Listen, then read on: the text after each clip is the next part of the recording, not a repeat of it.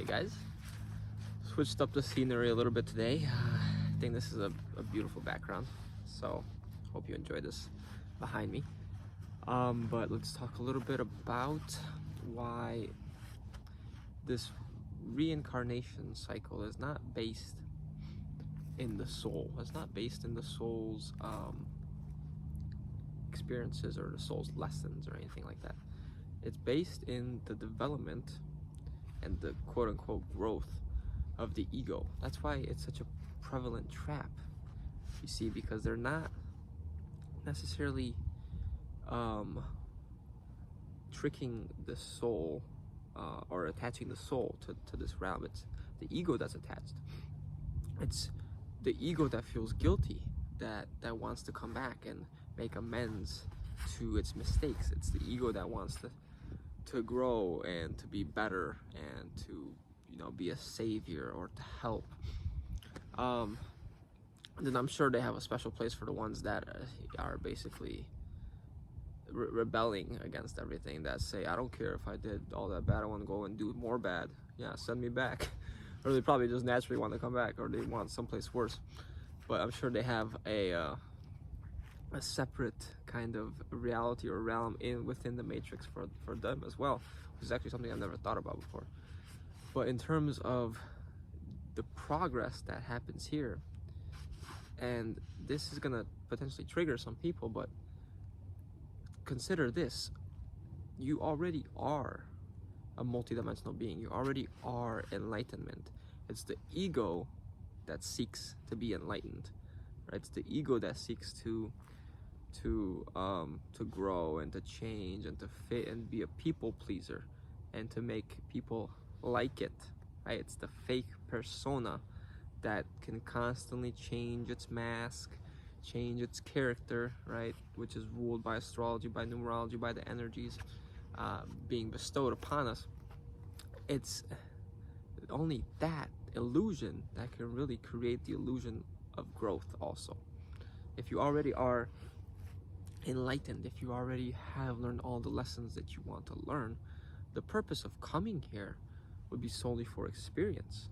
It would be solely to have some sort of a different experience than you may be having in a different realm. But then again, that's questionable in terms of the matrix realms, because of how the astrals are structured. The astral seems to be a copy paste of this. It seems to be running the exact same way that this world is, right? They eat food there, they drink water, they have sex, they do all these other things, parties, whatever, and very similar. They have jobs similar to what we have here. It's kind of like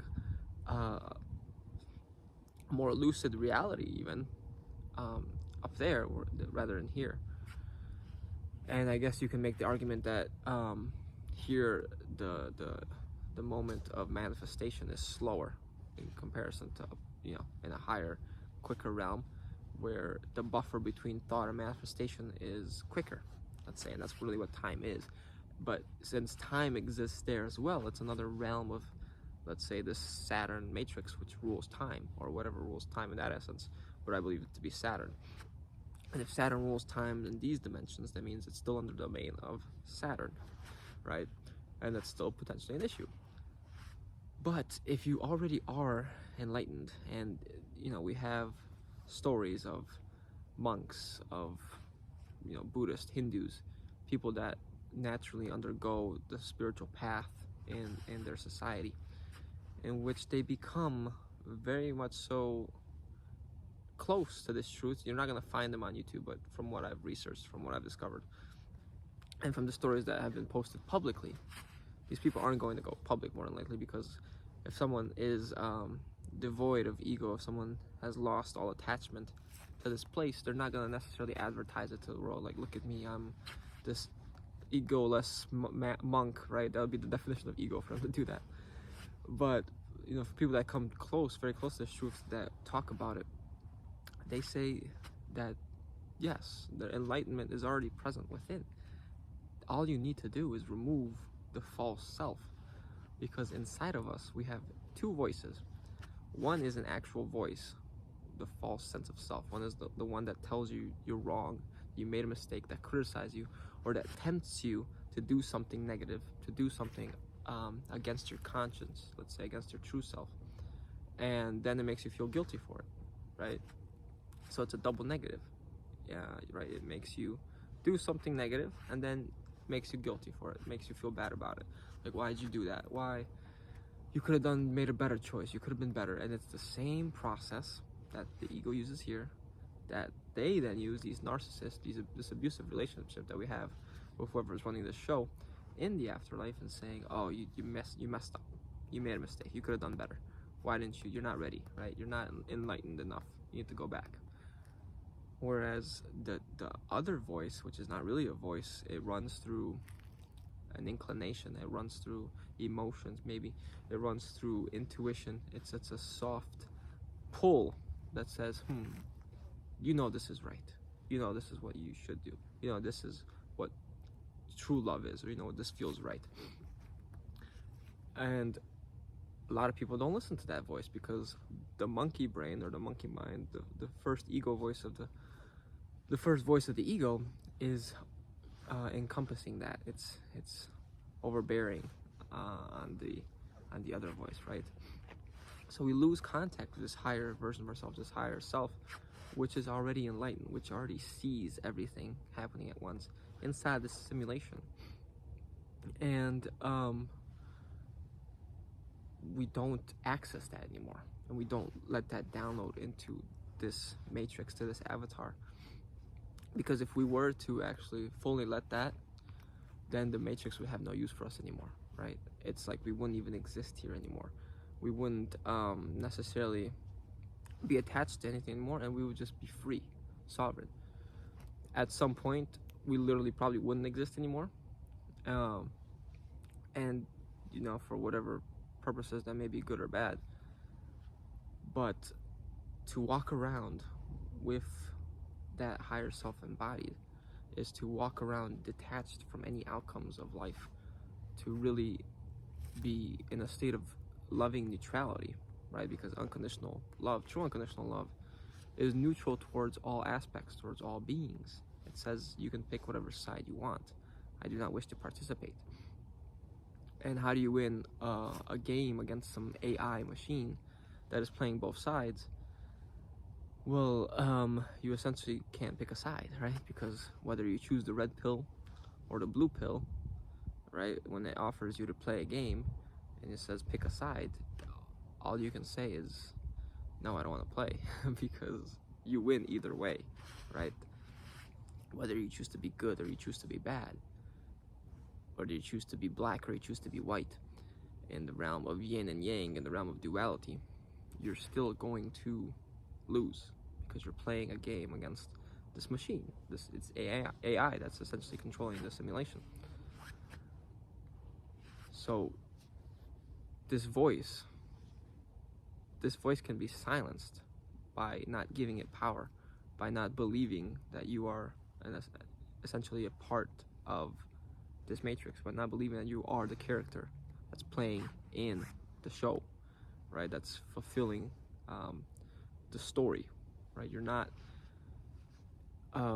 acting out these impulses that are basically nudges from the ego telling you, oh, you need to be better than that guy, you need to be better at this thing, or you need to fulfill this certain role. This is your life mission, this is your life purpose. Because what is our true purpose here?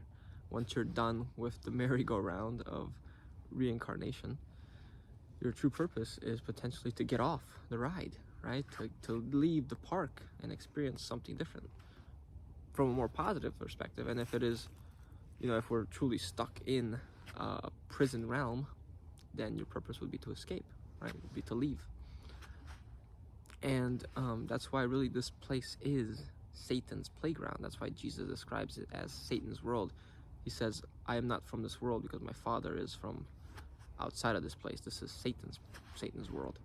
Satan is the ruler of this realm. That was obviously paraphrasing. I don't know my Bible verses. But do you want to play in this playground? Do you want to play in the illusion of materialism and be a victim to it and constantly chase the sine wave of pain and pleasure, right? Always running from pain and chasing pleasure. Or maybe you're running towards pain and away from pleasure. Depends on the trauma. But the gist of it is, it's a endless cycle. It's a karmic loop, and that's why the infinity sign is the Ouroboros, representing the loop of time, and that's stuck, right?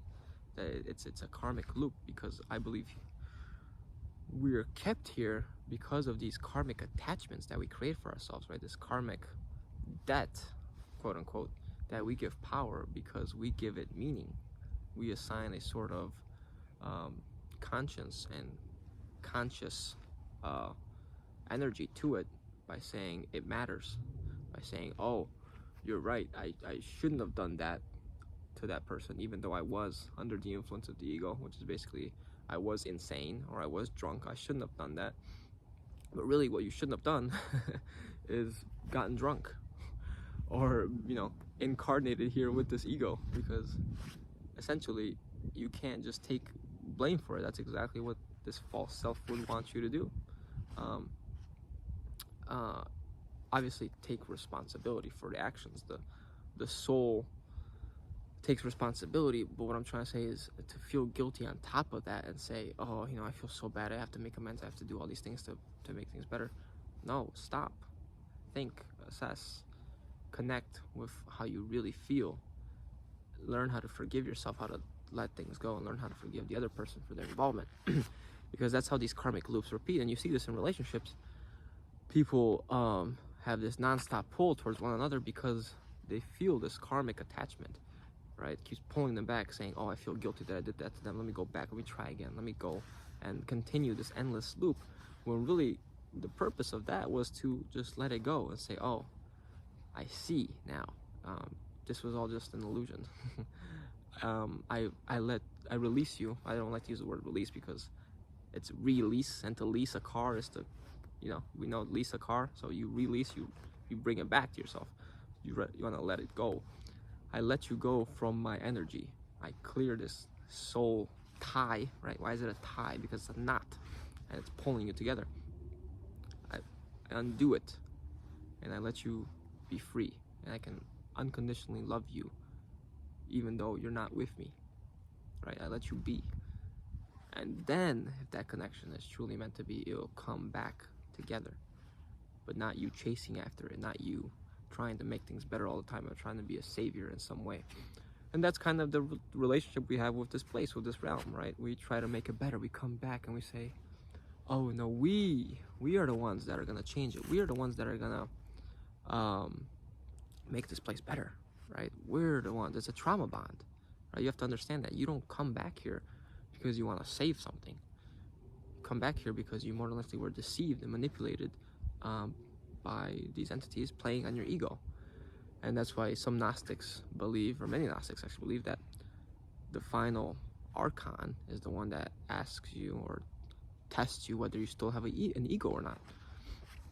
I don't believe that may necessarily be true, but it's a potential, because your ego, this false sense of self that you still feel attached to, could be like the final contract that you still have with this realm that you need to let go of. And after that, you can just say, I intend to leave, go back to source, and boom, open up a portal, you're out, right? So, something more controversial to think about today, on top of the already controversial stuff on this channel. But take it into consideration, see how it resonates with you, how you feel about it. Let me know in the comments, give this video a like, subscribe if you want to see more, and I'll see you guys next time.